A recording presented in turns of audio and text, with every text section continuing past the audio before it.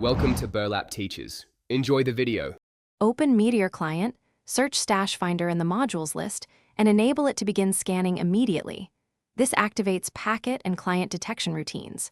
Configure range to 6, 0 blocks for close scans, and set max distance to 100 to limit server load.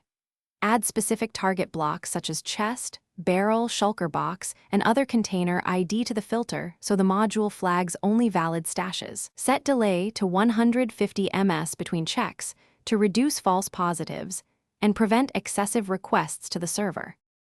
When a stash is found, enable rotation mode to smoothly look toward the detected position. Set rotation speed to about 120 degrees per second for natural movement. Use render with box opacity 0, 3 and line width 0. 2 so found stashes are visible but unobtrusive. You can also enable a tracer to the block for quick navigation. If the server is sensitive, toggle packet mode off and use sneak while investigating to reduce movement noise, and rely on the module's beacon markers rather than aggressive targeting. If you receive anti-cheat flags or inconsistent results, lower range to 4.